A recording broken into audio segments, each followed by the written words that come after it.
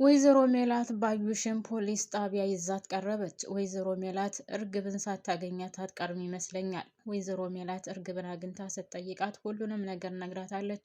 ስለዚህ ወይዘሮ ባዩሽን ወደ ፖሊስ ጣቢያ አቅርባታለች። ወይዘሮ ባዩሽ ካሁን በኋላ ከእስር ቤት የምትወጣም አይመስለኝም። ምክንያቱም ወንጀሎቿ ሁሉ በሙሉ ተጋልጠዋል። ድራማው የሚያልቅ ይመስለኛል። ካሁን በኋላ ምናልባትም እንደ 1፣ 5፣ 6 በዛ ከተባለ እስከ 10 ብሄድ እንጂ ድራማው እያለቀ ነው። በጣም ያንዛዙት ይመስለኛል። በነገራችን ላይ በጣም በዛ። ሰላም ጤና ይስጥልኝ ውድና የተከበራችሁ ውድ ቤተሰቦቼ በያላችሁበት ሰላማችሁ ብዝዝት ትርፍርፍ ይበልልኝ። ወደ ቻናሌ ስለመጣችሁ ከልብ አመሰግናለሁ። አዲስ የሆናችሁ ካላችሁ ላይክ እና ሰብስክራይብ አድርጋችሁ ቤተሰብ እንድትሆኑ ስል በአክብሮት ጋብዛለሁኝ። ውድ ቤተሰቦቼ ፕሊስ ላይክ ማድረጋችሁን አትርሱ። ምናለበት ግን ተውሶ ወዳችሁ ላይክ አድርጉልኝ። ወይዘሮ ሜላት እንደፎከረች አልቀረችም። እኔ እስከ ዛሬ ድረስ ምንም አታመጣም እያልኩ ነበር። በነገራችን ላይ አሁንም ቢሆን ክትትሏን ሁላችንም እንደምናውቀው ብቻዋን ነው የምትከታተል የነበረው። ስለዚህ ባዩሽ ደግሞ ትንሽዬ ቦታ ካገኘች ወይም ደግሞ ትንሽዬ ክፍተት ካገኘች ሜላትን ለማጥቃት ወደኋላ የምትል ሴት አልነበረችም። ነገር ግን ሜላት አሁን ቆርጣ ተነስታለች። እሷን ከማሳሰር እና እሷን ችግር ውስጥ ወይም እስር ቤት ከታ እፎይ ከማለት ሌላ ምንም አይነት ስራ አልነበራትም። እንደዛው እንዳለም ቀጥላበታለች ማለት ነው። ወይዘሮ ሜላት አሁን በጣም ጠንካራና ማንም ሳያግዛት ማንም ካጠገቧ ሳይሆን ሁሉንም ነገር ማድረግ የምትፈልግና ማድረግም የምትችል ጀግና ሴት ናት። በሌላ በኩል አቶ ቃለአብ ነው። አቶ ቃለአብም እንግዲህ ከወይዘሮ ባዩሽ ጋር ያለውን ግንኙነት ሁላችንም እንደምናውቀው ከንስሎታል። ከንስሎ እንደውም እንግዲህ ያ ወጠምሻ እንድገላት አዟል። ያ ወጠምሻ ደግሞ ሁላችንም እንደምናውቀው ለገንዘብ እንጂ ለጽድቅ አይደለም የምሰራው። ስለዚህ ማንኛውም ሰው ቢሆን ገንዘቡን ከፍ አድርጎ ከሰጠኝ እኔ የማላደርገው ነገር የለም፣ አንተንም ቢሆን እገላለሁ ብሎታል። ወይዘሮ ባዩሽ ደግሞ ችግሩ ገንዘብ የላትም። እስከዛሬ ድረስ ለሰው የምትሰጠው ወይም ለሰው ስትሰጥ የነበረው አቶ ቃለአብ የሚሰጣትን ነበር። አሁን ግን አቶ ቃለአብም ጋር እንግዲህ ቅሬና ፈጥረዋል፣ ተቃራኒ ሆነዋል ሲጀምር። ስለዚህ ገንዘብ አታገኝም። እኔ የምፈራው እንደው ታውቃላችሁ ያ ሰውዬ አናቷን ብሎ እንዳይገላት ብቻ ነው እሷ ስትቀጥረው የነበረው ማለት ነው። እናም አሴርና ሀኒቾም እንግዲህ ተያይዘው ተለያይተዋል ማለት ነው። በሌላ በኩል ሜሮን ወይዘሮ ሜላትን ተጠንቀቂ፣ ባዩሽ ማለት ብቻዋን የምትሰራ አይደለችም፣ ብቻዋንም አይደለችም፣ ከኋላዋ ትልልቅዬ ሰዎች አሉ፣ ብትጠነቀቂ ይሻልሻል።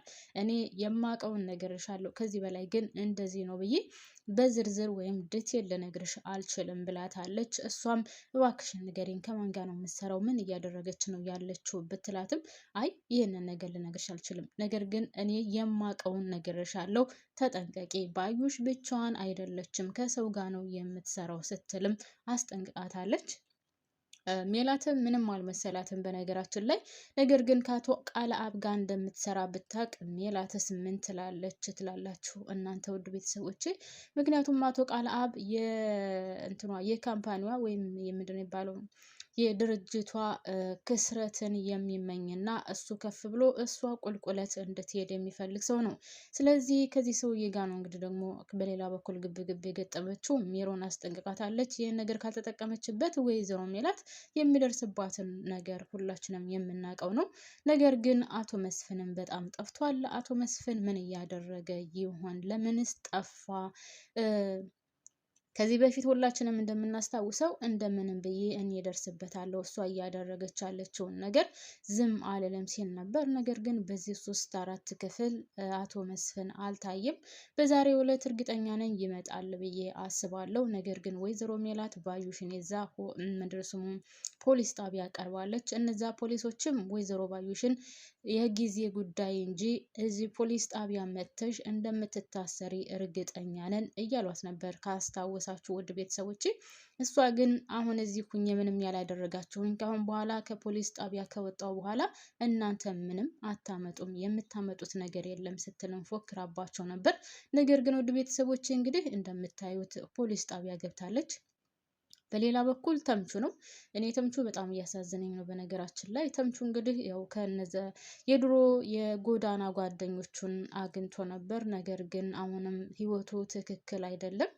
በተለይ ደግሞ እንግዲህ አጎቱ አቶ ዘሪሁን መጥቶ ወደ አሜሪካን ሀገር ልውሰድህ ቢለው በእርግብ ምክንያት ወይም እርግብን ስለሚወዳትና ስለሚያፈቅራት አልሄድም ብሎ ቀርቶ ነበር። በዛ ጉዳይም እየተጸጸተ ነው። ሲቀጥል ደግሞ አሁን ያለበት ሁኔታ በጣም ከባድ ነው። ገንዘብ የሚባል ነገር የለውም። የሚበላው የሚላሰው የሚቀምሰው ነገር የለውም።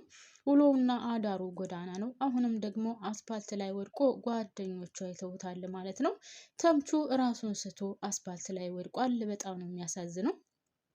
የተምቹ ህይወት እውነት ለመናገር በጣም ያሳዝናል። አሴርም እንደዛው። እንግዲህ አሴርና ተምቹ ከጎዳና ህይወት ወጥተው ደህና ህይወት እየኖሩ ነበር።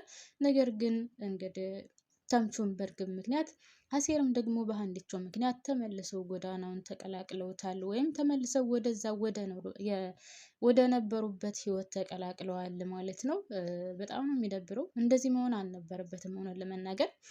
ምክንያቱም እነዚህ ልጆች ከመጀመሪያ ጀምሮ ጎዳና ነው ህይወታቸው፣ ቤተሰብ የላቸውም ምናምን ሰው ተቀይረው ነበር ማየት የምንፈልገው። ነገር ግን መጨረሻ ላይ እንደዚህ ሆነዋል።